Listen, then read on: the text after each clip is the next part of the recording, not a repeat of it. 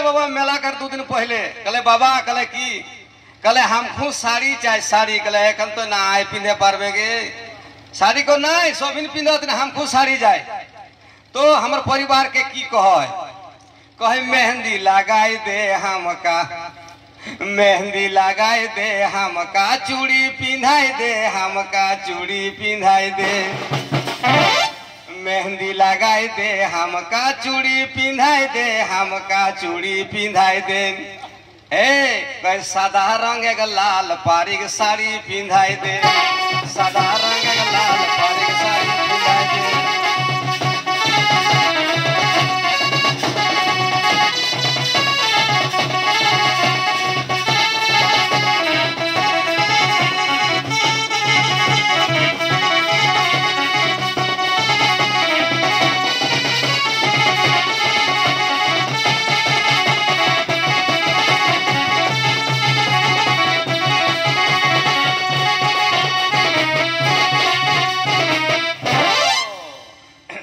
की कहे गो कहे साजिए साजाए जाबो मन घुरीते जाबो गो घुरीते आमी साजाए साजिए जाबो गो घुरीते जाबो गो घुरीते ए जाबो आमी आज दादी मोकर नहाइते जाबो आमी आज दादी मोकर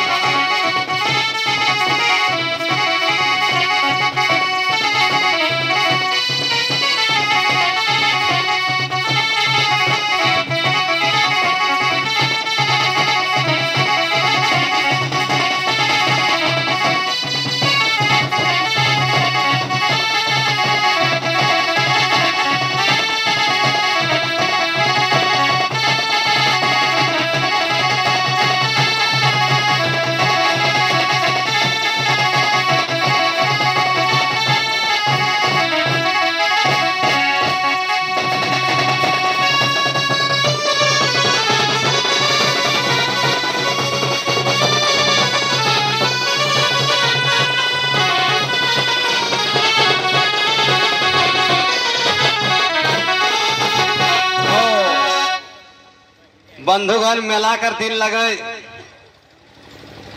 तो घर कर जो मालिक हवे ना गो घर कर जो मालिक हवे भाई ओकर बहुत चिंता रहे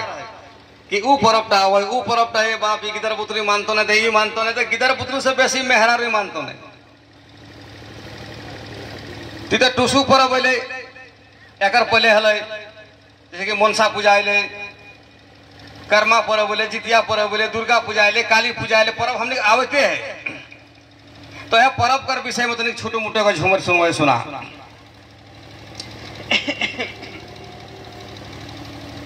ओजे आसीन मासे दुर्गा पूजाए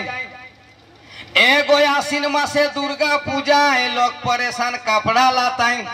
ए भाई मेहरारू खुश है तो साड़ी यार साया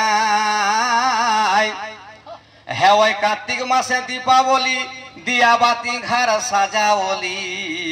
खामार खुणाई माटी गोबर देली ओघन मासे धान काटा काटी एगो ओघन मासे धान काटा काटी थकी गेला बहु बेटी एह पुष्प रबे नहाय खाय काम माघे माय सरस्वती अला जाड़े दिन कमी गेला फागुन मासे सुधे रंगे खेला तबे चैत मासे भोगता परब कते लोके करई गरब एगो चैत मासे भोगता परब कते लोके करई गरब ओ जे बैसाख मासे ले तो हरिक नाम जेठ मासे सुखा सुखी रोदे लोक रहै दुखी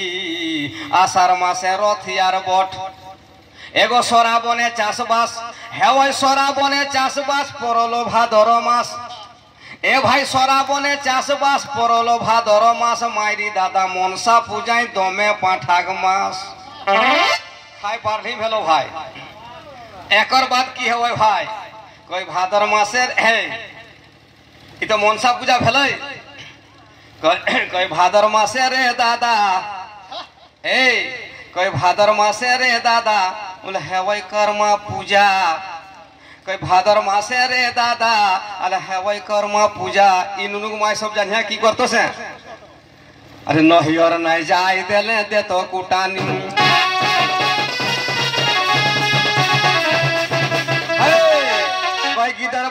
मारी देतो अरे छवा पुता कानाई देतो ए भाई गिदर बुतरू मारी देतो खाना बासन फोड़ी देतो आरतीयन रांधले रे दादा ढुकाई देतो मोर्चा गुड़ी के पुकानी नहीं और नहीं जाए देले देतो